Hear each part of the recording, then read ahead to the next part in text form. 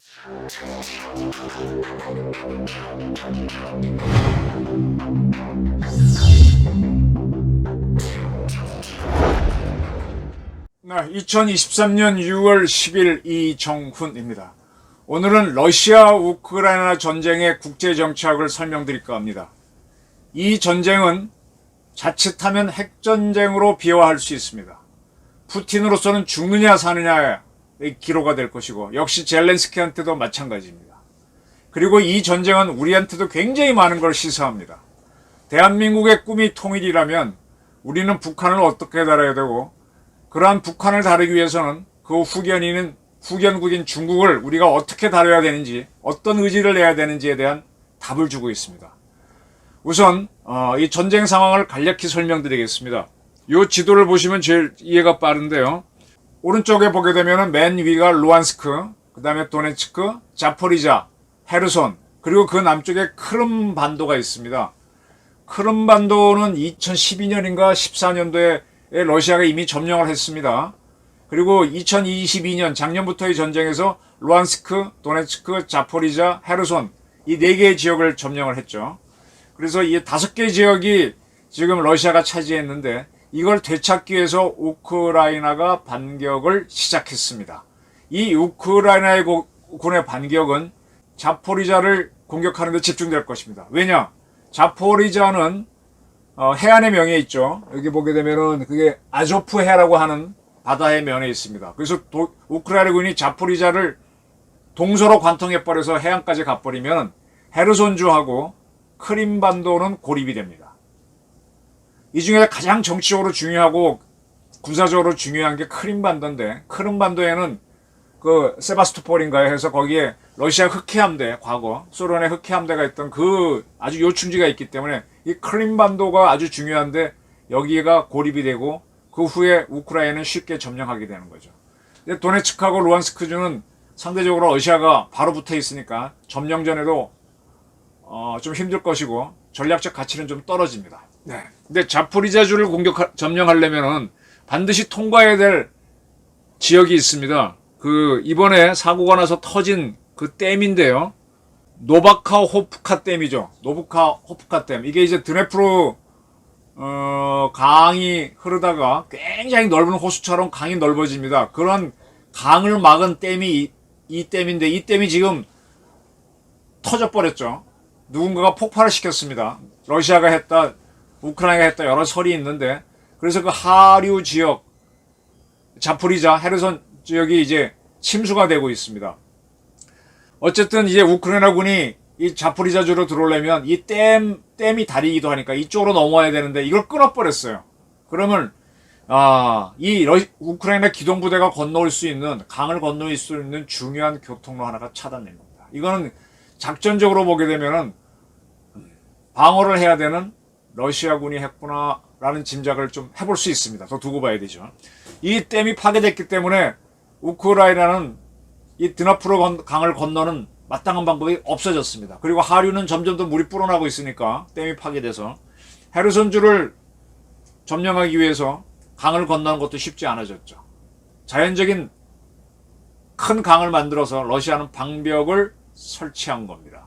자, 두 번째, 이제 러시아 측이 공개한 자료를 보게 되면 미국의 에브람스 탱크하고 독일군에 제공한 레오파드 전차가 파괴된 사진이 올라왔습니다.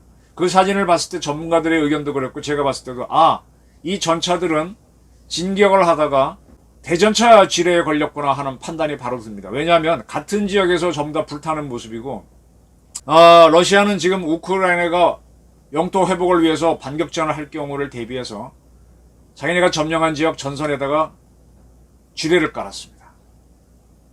그런 지뢰지대를 뚫고 들어오려면은 지뢰부터 제거해야 되는데, 선봉으로 보낸 이 전차들이 지뢰에 걸려서 완전히 파괴된 겁니다.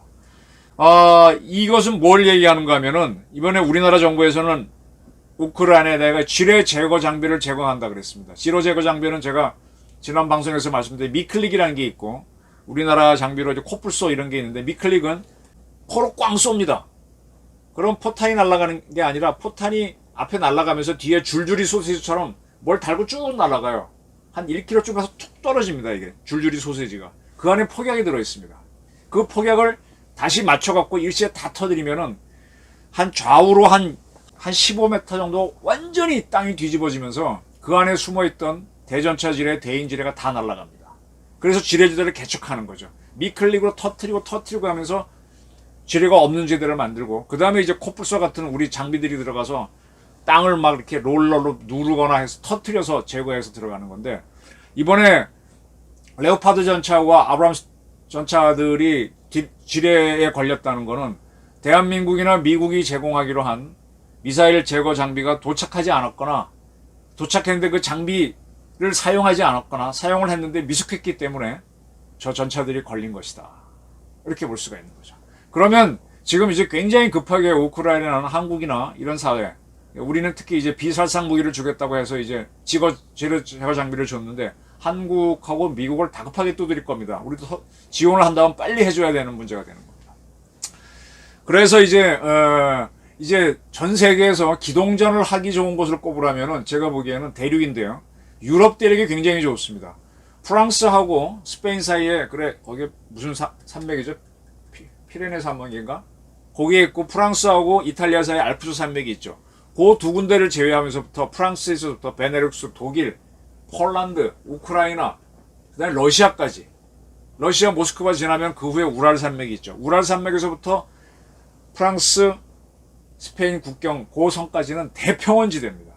그러니까 그냥 탱크 기아 이빨 넣고 그냥 달릴 수 있고 장갑차 그냥 달릴 수 있습니다. 그래서 그쪽에서는 전선이 금방금방 변합니다.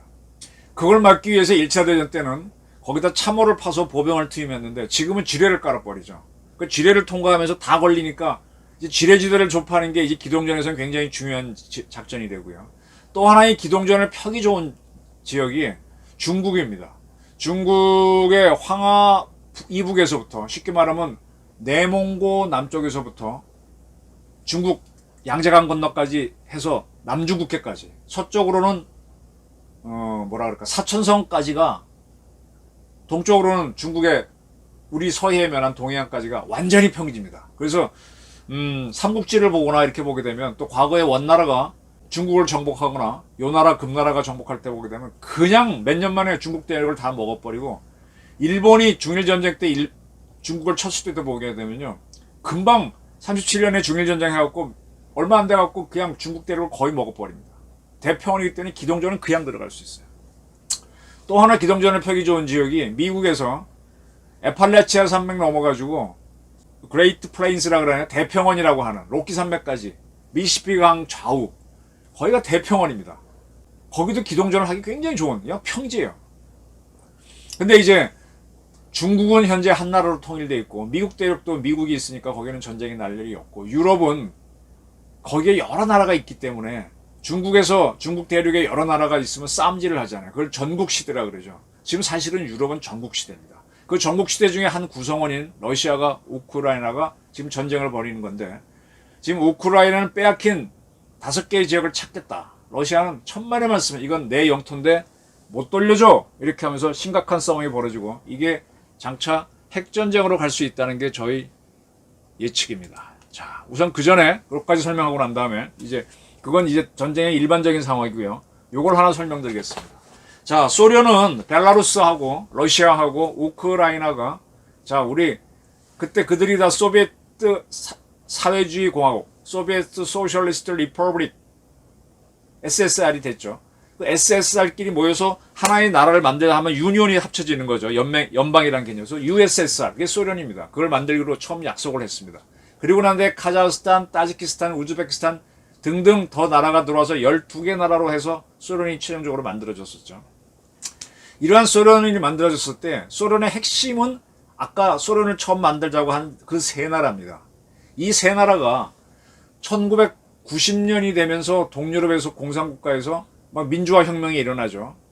폴란드에서 레흐 바엔사가 그 솔리데리티 노조 운동을 벌이기 시작하면서 뭐 헝가리에서 뭐 루마니아 막 일어납니다. 그래갖고 일단은 그 동유럽 국가에서 막 진행되는 와중에 소련을 구성하고 있던 나라들도 우리도 공산주의 싫다, 이런 운동이 일어나기 시작해요. 그래서 벨라루스, 그 다음에 우크라이나에서도 막 반공산주의 운동이 일어납니다. 그러면서 이들이 우리 공산주의 안 하니까 우린 소비에트 레퍼블릭 하기 싫어. 그러니까 우린 소련 탈퇴할 거야. 이렇게 나옵니다.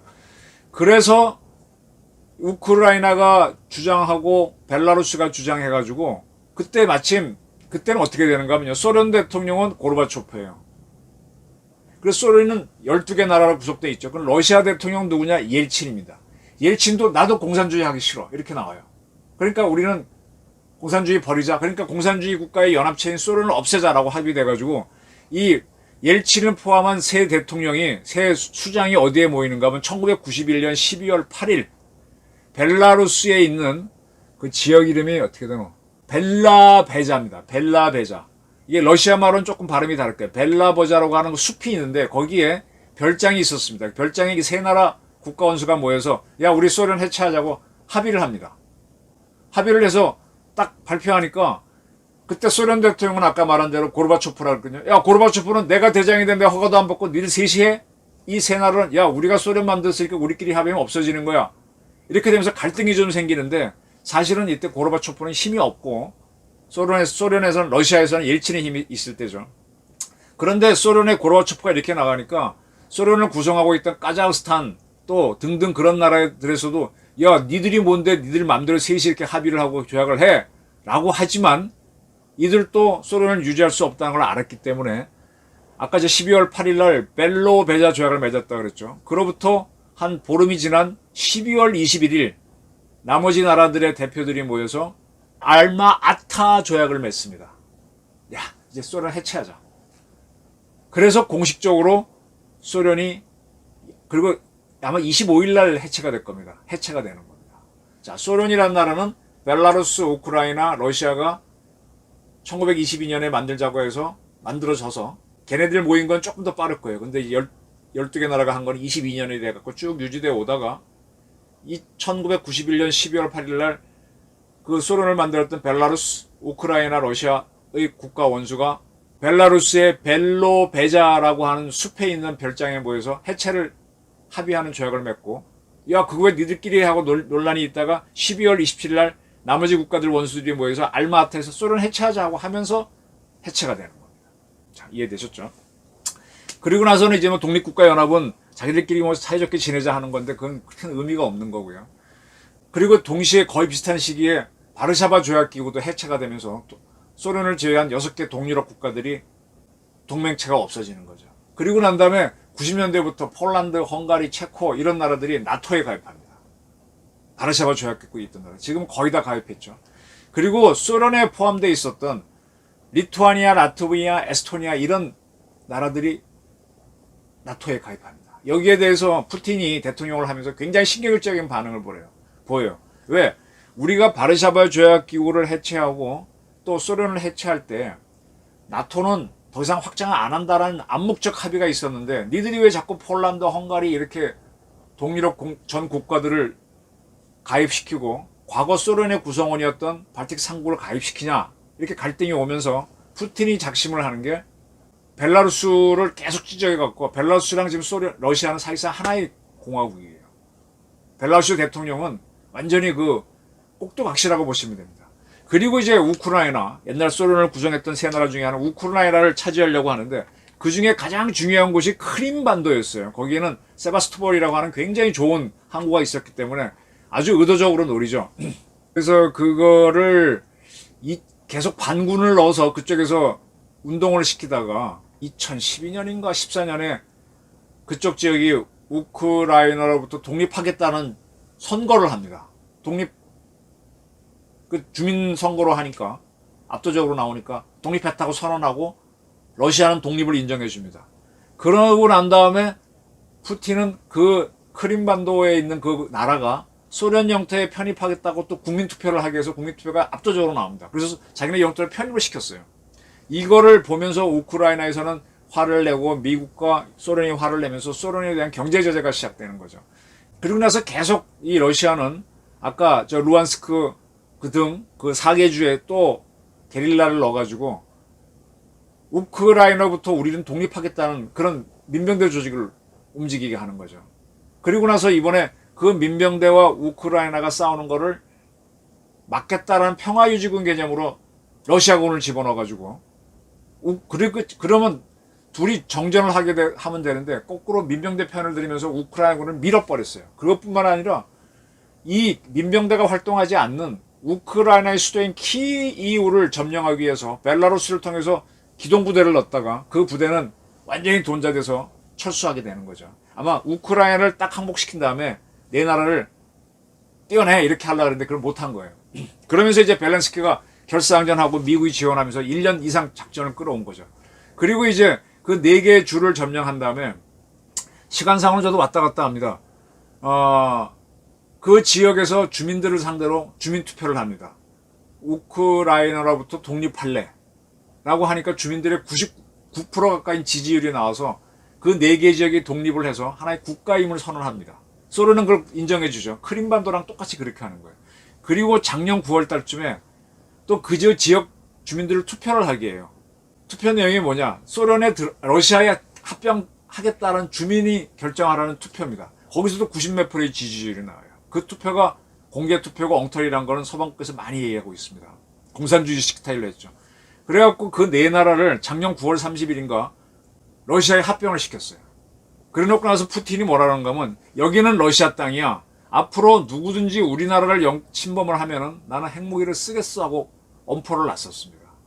근데 젤렌스키는 크림반도 이런 데다가 4개 지역을 더 잃었죠. 이게 전체 면적이 우리 남한만 합니다. 이걸 되찾아야만 평화가 있다라고 선언을 하면서 무기를 달라고 했다가 서방 국가의 지원을 받아서 이제 반격에 나선 건데 지뢰 제거 장비가 없다 보니까 첫 공격은 지뢰망에 걸려서 저러고 있는 거고 러시아는 그 자포리자주를 중심으로 쟤네가 자르고 들어올까봐 거기에 있던 댐을 폭파한 걸로 보입니다. 이것이 바로 이제 국제 정치학입니다. 자, 러시아는 이게 침략이란 말을 피하기 위해서 민병대, 게릴라들이 활동해서 즉 그 지역 주민들이 반대해서 내전을 일으키처럼 한 다음에 그 주민들의 결정으로 독립을 하게 하고 러시아에 편입하도록 탁탁탁 이게 민주적이다 이렇게 하는 겁니다. 언젠가 우리가 북한을 점령한다면 우리도 이렇게 하는 수밖에 없어요. 우리도 북한에서 어떤 게릴라 세력이 나와갖고 김정은하고 싸우고 그걸 우리가 몰래 지원할 수는 있겠죠. 그리고 그 지역의 주민들한테 투표를 해서 북한으로부터 독립된 나라가 되겠다가 결정하고 난 다음에 그 다음에 우리랑 합병하겠다는 주민투표를 해서 합병하는 게 이게 평화통일입니다.